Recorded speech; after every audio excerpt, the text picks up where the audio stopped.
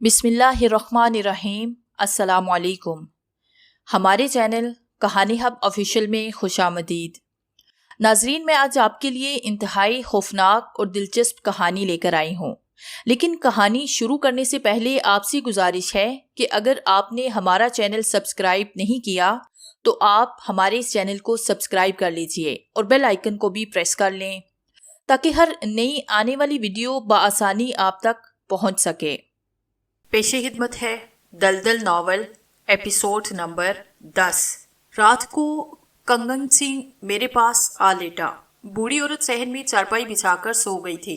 कंगन को अपने इतने करीब देखकर मैं जल्दी से उठकर बैठी। वो आहिस्ता से बोला, क्यों, क्या हो गया? कंगन सिंह, तेरी सारी बातें मानी है मैंने। तुम्हें कोई शिकायत तो नहीं मुझसे? नहीं रूपा, क्यों?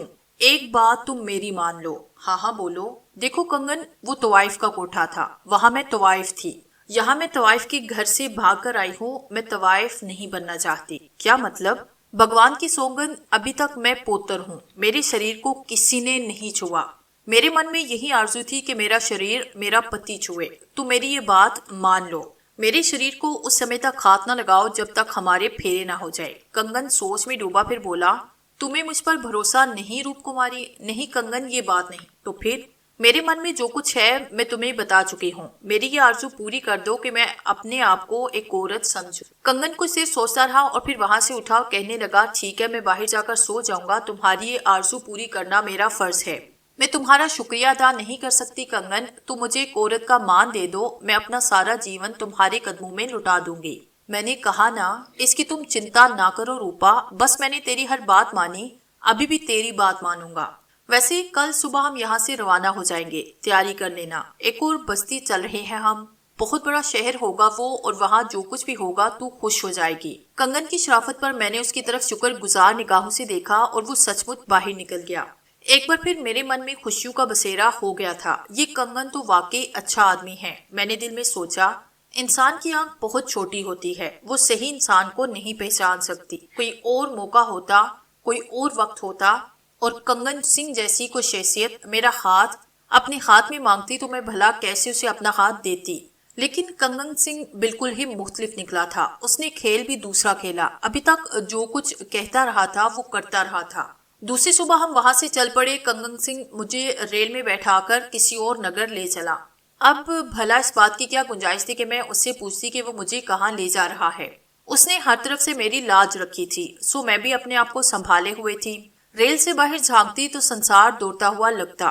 क्या सारा संसार इसी तरह दौड़ रहा है? इसका अंत कहाँ होता है?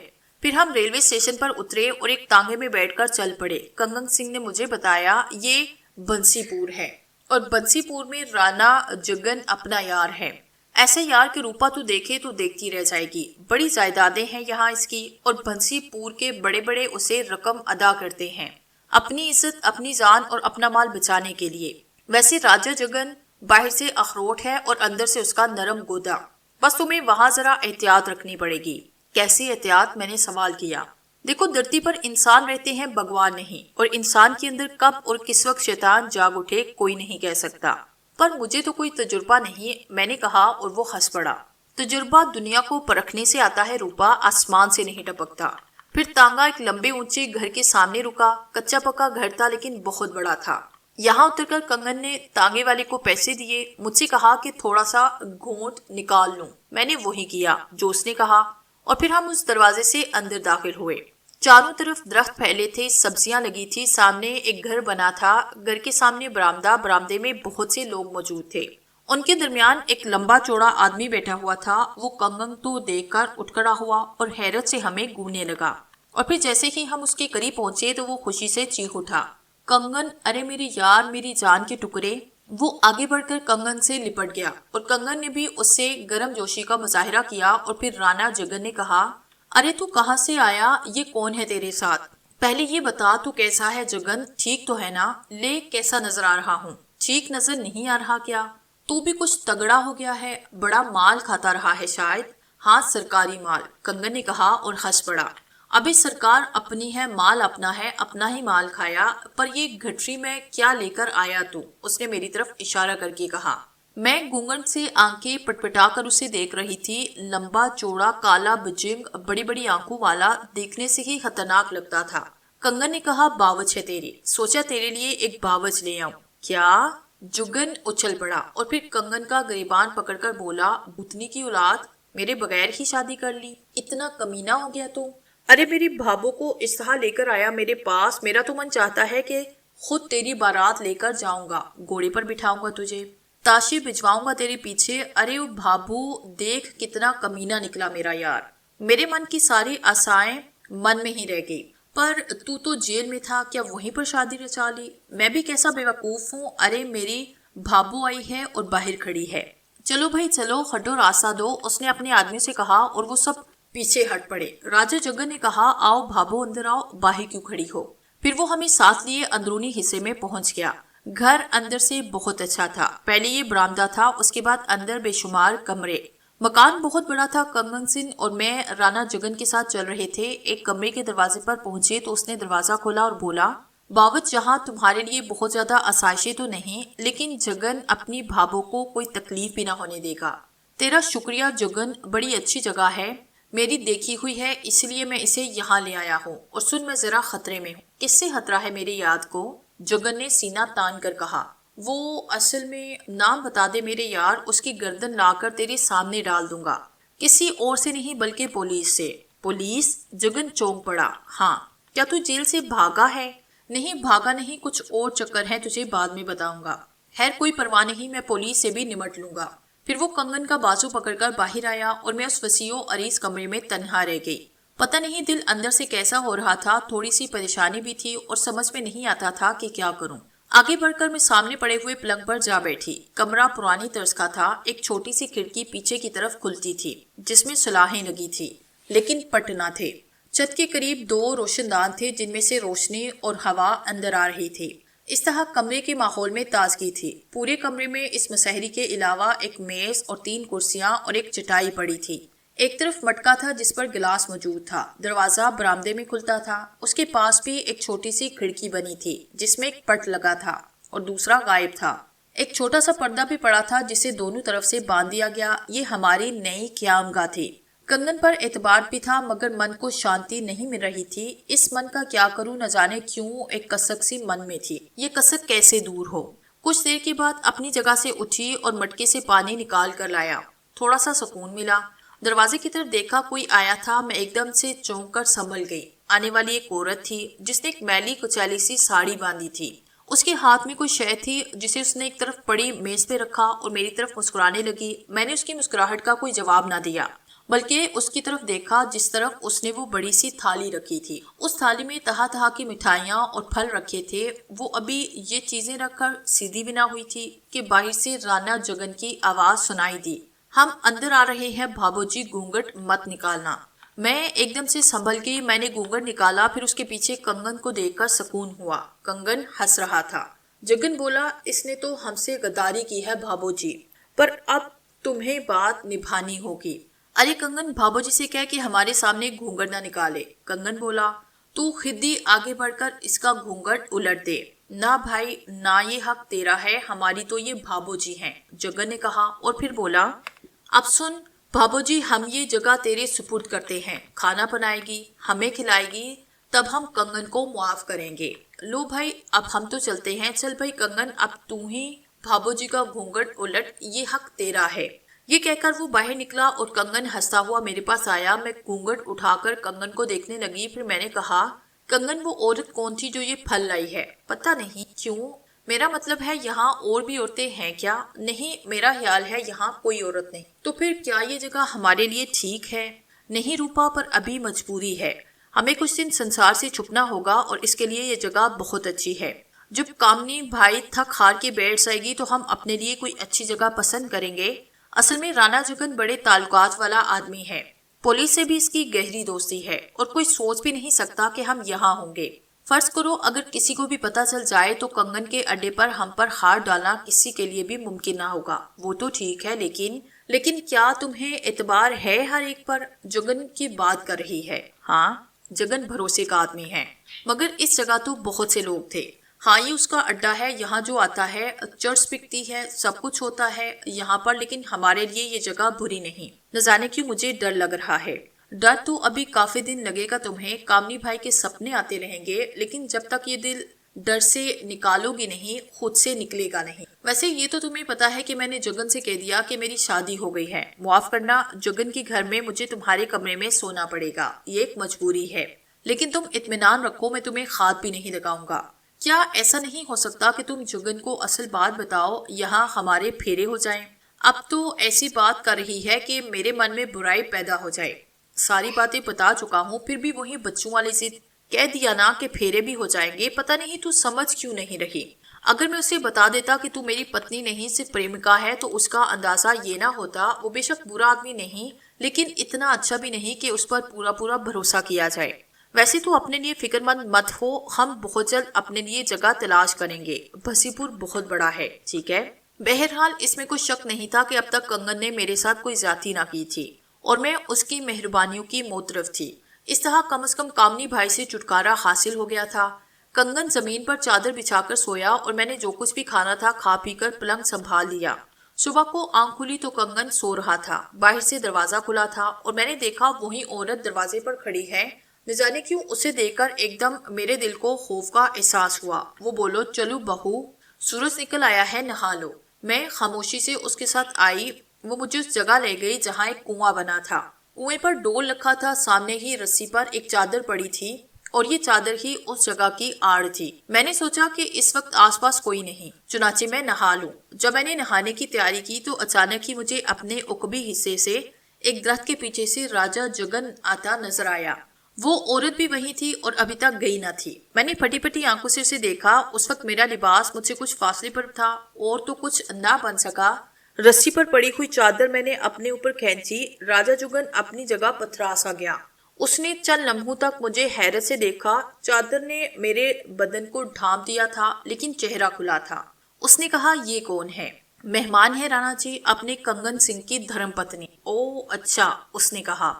پاپی ایسے گو رہا تھا مجھے جیسے کچا ہی چبا جائے گا۔ آنکھیں ہٹائے بغیر بولا، اچھا بہو جی ہیں، معاف کرنا بھابو جی، اچانک سامنا ہوا۔ مجھے معافی مانگنی تو نہیں چاہیے، دیور بھابھی میں پردہ کیسا، مگر پھر بھی۔ اس نے مجھے گورتے ہوئے کہا اور آگے بڑھ گیا۔ اس کی گردن ابھی تک مڑی تھی، وہ مجھے پوری طرح آنکھوں سے کھا لینا چاہتا تھا۔ میرے بدن میں کپ کپی سی دوڑ گئی۔ عورت کو اور کوئی تجربہ ہو یا نہ ہو، لیکن کسی کی آنکھوں کا شیطان اسے صاف نظر آتا ہے۔ میں نے بھی محسوس کیا کہ اچانک ہی جگن کی آنکھوں میں شیطان آ بسا ہے۔ بہرحال نہا کر فارغ ہونے کے بعد اپنے کمرے میں آئی۔ کنگن آیا تو بولا، کیا بات ہے، تم ابھی تک اداس ہو روپا؟ کیا گھر چھوڑنے کا دکھ ہے؟ نہیں ایسی کوئی بات نہیں، یہ تو تم اچھی طرح جانتے ہو کنگن کہ میں اس نرگ سے ہر قیمت پر نکلنا چاہتی تھی۔ تو پھر کیا بات ہے؟ ابھی تک میں نے تمہارے چہرے پر وہ مسکراہٹ، وہ خوشی نہیں دیکھی جو ہونی چاہیے تھی۔ نہیں، بس ایسے ہی من میں نہ جانے کیا کیا خیالات آتے ہیں، میں نے آہستہ سے کہا۔ کامنی بھائی کا خوف ہے؟ ہاں وہ بھی ہے، اور یہ جگہ مجھے اچھی نہیں لگتی، لیکن تمہاری مجبوری جان گئی ہوں۔ چنتا مت کرو، آہستہ آہستہ سب ٹھیک ہو جائے گا۔ میں بھی تو یہی کہتا ہوں کہ آہستہ آہستہ سب ٹھیک ہو جائے گا۔ چلو بھوجن کرو، بھوجن تیار ہے۔ میں خاموشی سے اس کے ساتھ ناشتے میں مصروف ہو گئی۔ کنگن تھوڑی دیر کے بعد چلا گیا اور میں اپنے کمرے میں مقید ہو گئی۔ نہ جانے کتنی دیر گزری تھی کہ وہی عورت میرے پاس آئی۔ اس کا نام گنگا تھا، مگر گنگا کی طرح پوتر ہونے کی بجائے مجھے کوئی چڑیل لگتی تھی۔ چہرے پر ہمیشہ ایسی مسکراہٹ رہتی جیسے میرا مذاق اڑا رہی ہو، جیسے مجھ پہ طنز کر رہی ہو۔ مجھے دیکھ کر اب بھی مسکرائی اور میرے پاس آئی۔ بہو رانی، نام کیا ہے تمہارا؟ کیوں میرا نام کیوں پوچھ رہی ہو؟ ارے ایسے ہی کوئی نام تو ہوگا نا، ہم کس نام سے پکاریں؟ روپ ہے میرا نام، روپ۔ بھگوان کی سونگت، تمہیں دیکھ کر من میں یہی نام ابھرتا ہے۔ روپ کی رانی ہو، ماتا پتا کہاں رہتے ہیں؟ یہ باتیں تم کنگن سے پوچھ لینا۔ نہ جانے کیوں مجھے اس کی انداز پر غصہ آ رہا تھا۔ اس نے ہنستے ہوئے کہا، کیا مطلب جو باتیں تمہارے بتانے کی ہیں وہ تمہارا پتی بتاتا ہے؟ تو اس سے کیا فرق پڑتا ہے؟ ایک بات کہیں روپمتی یا بہو رانی، دیکھو تم مجھے صرف بہو کہہ سکتی ہو، روپمتی کے نام سے مجھے نہ پکارو۔ تو جو بات ہم کہنا چاہتے ہیں وہ کہیں، بولو کیا کہنا چاہتی ہو؟ ہمیں تو تم ابھی بہو رانی لگتی ہی نہیں، بڑی گہری آنکھیں ہیں ہماری، بھگوان کو آنکھوں سے نہیں دیکھا، من سے پہچانا ہے۔ اسی طرح یوں لگے ہیں جیسے ابھی تم کنواری کنیا ہو، من چاہے تمہیں بتا دوں کنگن نے تم سے پھیرے کیے ہیں یا نہیں، اور زیادہ تمہیں کہیں سے بگا کر لایا ہے۔ میں ایک دم خوفزدہ ہوئی، یہ کمبخت عورت واقعی چڑیل ہے، کہیں یہ میرے لیے کوئی مصیبت نہ کھڑی کر دے۔ میں نے کوئی جواب نہ دیا تو وہ عائشہ سے بولی، عورت کی مدد عورت کر سکتی ہے، کوئی ایسی ویسی بات ہے تو ہمیں بتا، ہم تمہاری مدد کریں گے۔ کنگن سے اس بارے میں کچھ مت کہنا، یہ سب ایسے ہی لوگ ہوتے ہیں، باقی تیری مرضی، ہم تو تیری محبت میں یہ سب کچھ کہہ رہے ہیں، مگر لگتا ہے جیسے تو ہماری بات کا برا مان رہی ہے۔ تو جس تھالی میں کھاتی ہے اسی میں چھید کرتی ہے، ان سب کو برا بلا کیوں کہتی ہے؟ کنگن سے بات کروں گی تمہارے بارے میں۔ ارے رے بٹیا، بہو رانی، یہ کیا کہہ رہی ہو تم؟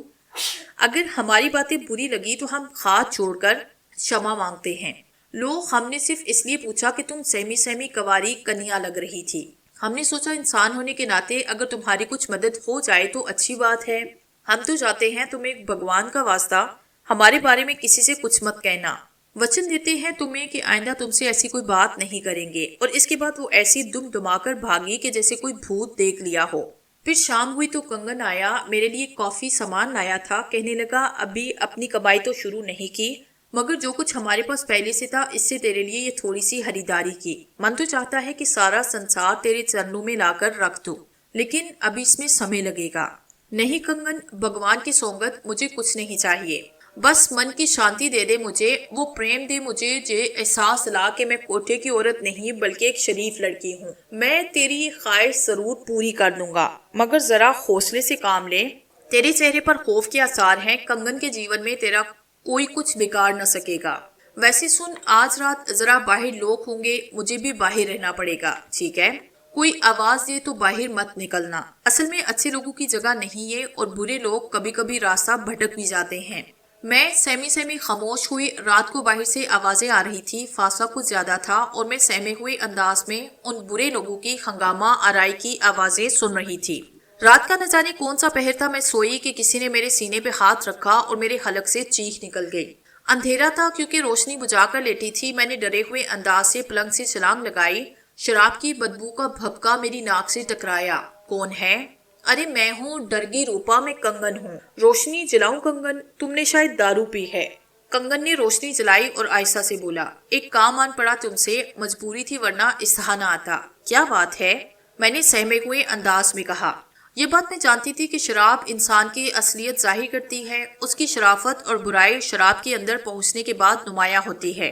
کیا کنگن اپنی اصلیت پر آیا؟ لیکن اس کی آواز نے مجھے چونکایا۔ وہ کہنے لگا، دراصل میرے پاس جو کچھ تھا وہ میں جوئے میں ہار گیا ہوں، اور اس وقت مجبوری ہے تو مجھے معاف کرنا، میری مدد کرو اس وقت۔ میرا وعدہ ہے کہ میں تم سے جو کچھ بھی لے رہا ہوں ابھی تھوڑی دیر کے بعد واپس لوٹا دوں گا۔ ارے کیوں نہیں؟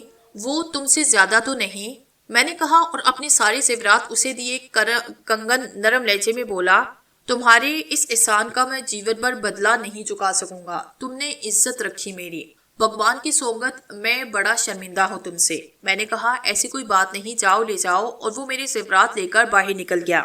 اس کے بعد میں بستر پر بہت دیر تک بیٹھی رہی اور ایک بار پھر میری آنکھوں میں غنودگی آئی اور میں لیٹ گئی۔ لیکن آج کی رات میرے لیے بھیانک سپنوں کی رات تھی۔ تھوڑی دیر کے بعد پھر مجھے آہٹ سنائی دی۔ کنگن تھا، کہنے لگا، روپا کچھ اور دو مجھے، بھگوان کی سوگند، سب واپس لے لوں گا ان سے۔ وہ کیا سمجھتے ہیں مجھے، میں انہیں پائی پائی کا محتاج کر دوں گا۔ اب میرے پاس کانوں کی بالیاں اور ہاتھوں کے کنگن رہ گئے تھے۔ میں نے دونوں چیزیں اتار کر اسے دی اور وہ انہیں لے کر باہر نکل گیا۔ پھر تھوڑی دیر تک خاموشی رہی، اس کے بعد میں سوئی۔ صبح کو جاگی تو سورج خوب چڑھ چکا تھا، آنکھیں ملتی ہوئی اٹھی۔ زیادہ وقت نہیں گزرا تھا کہ کنگن میرے پاس آیا۔ اس نے میرا ہاتھ پکڑ کر کہا، چلو۔ عجیب سا انداز تھا اس کا، میں خوف سے سہم گئی۔ میں نے پوچھا، کہاں؟ آؤ، میں نے کہا ہے تم سے، یہ کافی نہیں؟ وہ بولا اور میں خاموشی سے اس کے ساتھ نکل آئی۔ باہر قدم رکھے ہی تھے کہ رانا جگن کی آواز آئی، کنگن جو کچھ تم کر رہے ہو وہ ٹھیک نہیں، کہاں جا رہے ہو اسے لے کر؟ جگن، تم مجھے جانتے ہو نا؟ ہاں جانتا ہوں، لیکن یہ نہیں جانتا تھا کہ تم اتنے گھٹیا آدمی ہو۔ کیا تمہیں یہ یاد نہیں رہا کہ اس عورت سے اب تمہارا کوئی تعلق ہے؟ کیا تم اس بات سے ناواقفیت کا اظہار کرو گے کہ رات کو تم نے اس کے بدلے میں مجھ سے 25,000 روپے لیے؟ دیکھو جگن، میں تمہیں ایک بات بتاتا ہوں، اس وقت میں نشے میں تھا اور تو بھی نشے میں تھا۔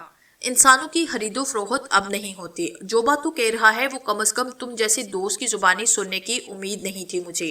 نہیں کنگن، دوستی اپنی جگہ اور حساب کتاب اپنی جگہ۔ یہ کوئی عام جگہ نہیں، اڈا ہے میرا۔ یہاں جو کچھ کہا جاتا ہے وہ سچ ہوتا ہے، اور جو کچھ تو نے کیا وہ بھی سچ ہے۔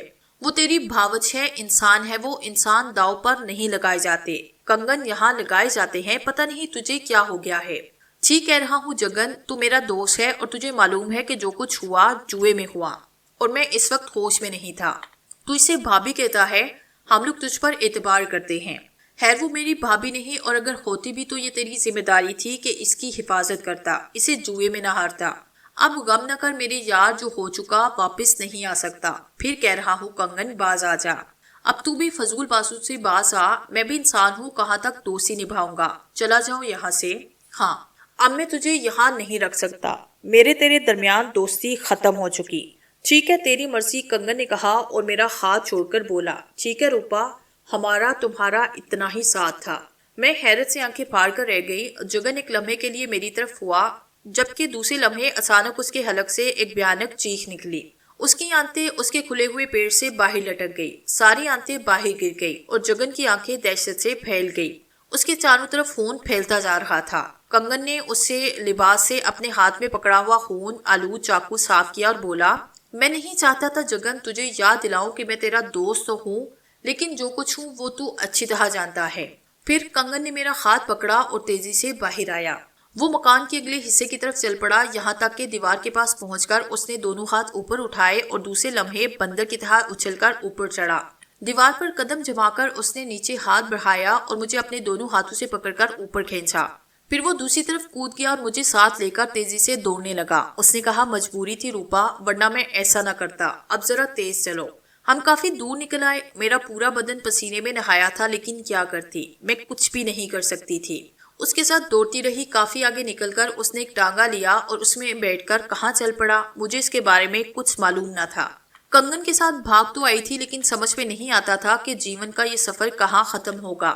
وہاں میرے لیے موت تھی، اور اب یوں لگ رہا تھا کہ جیسے آنے والے سمے میں میرے لیے کچھ بھی نہ ہو۔ ریل کا یہ سفر بھی ایک بڑے سے شہر پر ختم ہوا۔ اس کے بعد کنگن مجھے ایک کچی سرائے میں لے گیا۔ یہاں بہت سے مسافر ٹھہرے تھے۔ جگہ بہت گندی تھی، نہ جانے کس طرح کنگن سنگھ نے اس سرائے میں رہنے کی جگہ حاصل کی۔ میری تو سمجھ میں کچھ نہیں آ رہا تھا کہ کیا قصہ ہے۔ بس کنگن مجھے سرائے کے اس مکان میں چھوڑ کر چلا گیا۔ جب وہ واپس آیا تو اس کے چہرے پر ایک گمبھیر سی خاموشی تھی۔ سرائے کا مالک فوراً ہی ہمارے لیے کھانا لے کر آیا۔ اس نے کھانا دے کر کہا، شمع چاہتا ہوں مہاراج، دراصل ہمارے ہاں ایسے بھی لوگ آتے ہیں جو کچھ کہتے کچھ ہیں اور کرتے کچھ ہیں۔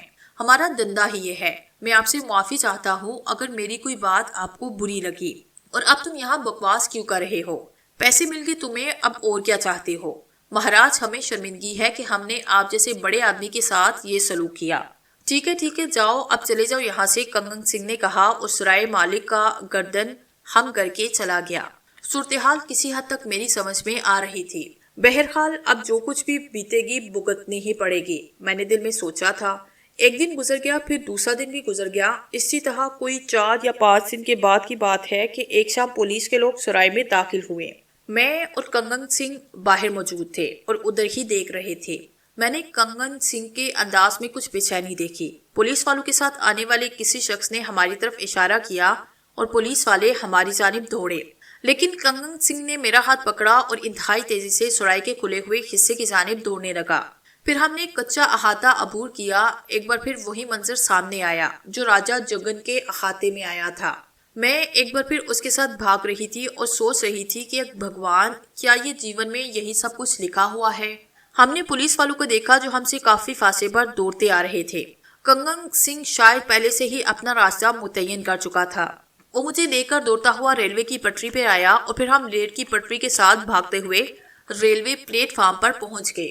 جو پہلی ریل وہاں آ کر رکی، ہم اس میں گھسے اور تھوڑی دیر کے بعد ریل آگے بڑھ گئی۔ میں نے اس وقت کنگن سنگھ کے چہرے پر خوف کے آثار دیکھے۔ خود میری حالت بھی خراب تھی۔ ریل جنگلوں میں دوڑنے لگی۔ کنگن سنگھ ابھی تک خوف زدہ نظروں سے مجھے دیکھ رہا تھا اور میں دل میں سوچ رہی تھی کہ جو کچھ میں نے کیا اس کا نتیجہ کیا ہوگا۔ کیا یہ میری حفاظت کر سکے گا؟ نہ جانے کیوں یہ احساس ہو رہا تھا کہ تقدیر کے ستارے ابھی تک گردش میں ہیں۔ یہ میرا اپنا خیال تھا۔ ہم ایک اور شہر میں اترے، لیکن کنگن سنگھ اب بہت پریشان تھا۔ یہاں ہمیں ایک چھوٹے سے ہوٹل میں قیام کرنا پڑا۔ کنگن سنگھ مجھے ساتھ لیے ہوئے اس ہوٹل میں آیا اور ہوٹل میں ایک چھوٹا سا کمرہ اس نے لیا۔ میں نے اسے کہا، کنگن، کیا ہم اس طرح مارے مارے پھرتے رہیں گے؟ تم مجھ سے بار بار ایسے سوالات کیوں کرتی ہو؟ کنگن، کوئی ڈھنگ کا راستہ تلاش کرو، مجھے چھوٹی سی جھونپڑی رہنے کے لیے دے دو، اس کے علاوہ مجھے اور کچھ نہیں چاہیے۔ کنگن، میں روکھی سوکھی کھا کر گزارا کر لوں گی، مجھے عورت کا وہ مان دو جس مان کے لیے میں تڑپ رہی ہوں اور جس کے لیے میں نے یہ سنسار چھوڑا۔ مجھے جیون کا کوئی سکھ نہیں چاہیے، مجھے بس من کی شانتی چاہیے۔ کنگن، تم بہت بڑا کام کرنے کے لیے اپنے آپ کو مصیبت میں مت پھنساؤ، میرے لیے اپنی جان کو مشکل میں مت ڈالو۔ پہلے میرے ساتھ 7 پھیرے لو اور پھر جیسے من چاہے زندگی گزارو۔ 2 وقت روٹی کے علاوہ مجھے اور کچھ نہیں چاہیے۔ اپنی بک بک کیے جا رہی ہے، کوشش تو کر رہا ہوں، اب تک تیرے شریر کو چھوا تک نہیں۔ کیا اس بات سے تجھے اندازہ نہیں کہ میں تیرے لیے کتنا مخلص ہوں؟ میں مانتی ہوں تم مہان ہو کنگن، مگر اچھا بس کرو، مگر اگر چھوڑو، ٹھیک ہے، ہو جائے گا سب کچھ، میں ذرا باہر نکلتا ہوں۔ پھر وہ مجھے تسلیاں دے کر چلا گیا۔ پتہ نہیں کیوں میرا من اداس سا، ایک عجیب سی کیفیت دل و دماغ پر طاری تھی۔ کنگن کو گئے ہوئے کوئی آدھا گھنٹہ بھی نہ گزرا تھا کہ میرے کمرے کا دروازہ زور سے کھٹکا۔ دروازہ کھولا اور میں نے جن لوگوں کو دیکھا انہیں دیکھ کر دل دھک سے ہو گیا۔ یہ بڑی بڑی مونچھوں والے کھٹے کھٹے سپاہی تھے۔ انہوں نے مجھے خونی نگاہوں سے دیکھا اور بولا، کنگن کہاں ہے؟ باہر ہے، میں نے سہمی ہوئی آواز میں کہا۔ تو کون ہے؟ میں؟ بولتی کیوں نہیں؟ کون ہے تو اس کی؟ میں روپا ہوں۔ وہ تو خیر تو شکل سے ہی لگتی ہے۔ کنگن کی کون ہے؟ دھرم پتنی۔ کنگن نے جگن کو قتل کیا ہے۔ کیا؟ میں منہ پھاڑ کر بولی۔ اس وقت وہ کہاں ہے؟ مجھے نہیں معلوم۔ چل ہمارے ساتھ تھانے چل، اس نے کہا اور میرے تو ہوش اڑ گئے۔ لیکن بہرحال مجھے ان کے ساتھ جانا پڑا۔ پولیس کو دیکھ کر تو میری جان نکل گئی۔ چلتے ہوئے انہوں نے ہوٹل کے ایک آدمی سے کہا کہ کنگن آئے تو اسے پولیس اسٹیشن بھیجنا اور کہہ دینا کہ اگر دھرم پتنی چاہیے تو تھانے آ جائے، ورنہ جو ہوگا اس کا ذمہ دار وہ ہوگا۔ تھانے پہنچ کر انہوں نے مجھے کوٹری میں بند کیا۔ پھر پہلا دن گزرا، دوسرا اور تیسرا بھی گزرا۔ کھانے پینے کو ملتا رہا مگر کنگن نہیں آیا۔ کوئی 15 دن گزر گئے، تب تھانے دار نے مجھے بلایا اور بولا کہ تیرا کنگن تو ختم ہو گیا روپا۔ کیا؟ اسے گرفتار کر کے بڑے شہر بھیج دیا گیا ہے۔ تیرے ماتا پتا کہاں ہے؟ کہاں جائے گی تو؟ میں سمجھی نہیں۔ اس پر قتل کا مقدمہ چل رہا ہے اور اس میں کوئی شک نہیں کہ اسے پھانسی ہو جائے گی۔ تھانے دار بڑا ہی سنگ دل تھا۔ میں وہاں سے تو نکل آئی لیکن کنگن کی تلاش میں ماری ماری پھرتے رہی۔ مجھے کنگن سے اتنی دلچسپی صرف اس لیے تھی کہ میں وہاں سے نکل آئی تھی جہاں میں رہنا نہیں چاہتی تھی، اور وہاں سے نکلنے کے بعد کنگن کے علاوہ میرا اور کوئی نہ تھا۔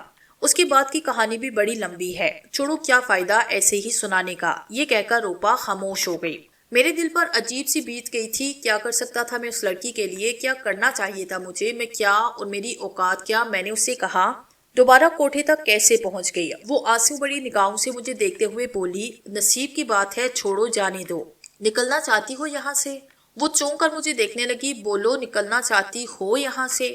میں چاہتی ہوں کہ کسی دھرم شالہ میں جیون بیت جائے، کسی اناتھ آشرم میں پہنچا دیا جائے، مجھے اس جہنم سے نجات مل جائے۔ وہ زاروں کی طرح رونے لگی۔ میرے دل میں اس کے لیے رحم کا جذبہ ابھرا۔ میں نے اس سے کہا، تم فکر مت کرو، میں تمہیں جہنم سے نکال کر لے جاؤں گا۔ اور پھر 3-4 دن تک میں اس کوٹھے کے چکر لگاتا رہا، ماحول دیکھتا رہا، دن جس طرح گزرتا ہے اس کے بارے میں بھی اندازہ لگاتا رہا، یہاں تک کہ ایک دن میں نے روپا کو اس کوٹھے سے اتارا۔ لیکن یہ بات میں نے اس سے پہلے ہی کہہ دی تھی کہ میں اس کا سہارا نہیں بنوں گا، بلکہ اسے کسی ایسی جگہ پہنچاؤں گا جہاں وہ جانا چاہے گی۔ اور پھر اس کے لیے میں نے ایک لمبا راستہ اختیار کیا، اس جگہ سے بہت دور نکل آیا، میں جہاں روپا رہتی تھی اور جہاں سے اس کے جانے والے تھے۔ یہاں پہنچ کر میں نے ایک اناتھ آشرم کا رخ کیا جس کے بارے میں میں نے مکمل معلومات حاصل کر لی تھی۔ پھر میں نے اناتھ آشرم کے نگران سے بات چیت کی۔ اچھے لوگ معلوم ہوتے تھے۔ روپا کو انہوں نے میرے کہنے پر سہارا دیا اور میں نے انہیں یہی بتایا کہ یہ ایک ایسی لڑکی ہے جس کا دنیا میں کوئی نہیں، بس پناہ چاہتی ہے۔ روپا کو اناتھ آشرم کے حوالے کرنے کے بعد مجھے اب ایک آزاد زندگی کی تلاش تھی، لیکن کوئی بات سمجھ میں نہیں آتی تھی، کیا کروں کیا نہ کروں۔ ایک دل تو یہ کہتا کہ جس طرح بھی بن پڑے میں اختیار احمد صاحب کو تلاش کروں اور ان سے اپنی ماں کی بے بسی کے بارے میں پوچھوں۔ آخر میری ماں کو انہوں نے اس طرح کیوں تنہا چھوڑا؟ کیا کیا تھا اس بیچاری نے جس کے نتیجے میں اسے زندگی کا یہ عذاب بھگتنا پڑا؟ بہرحال انسان کے بس میں کچھ نہیں ہوتا۔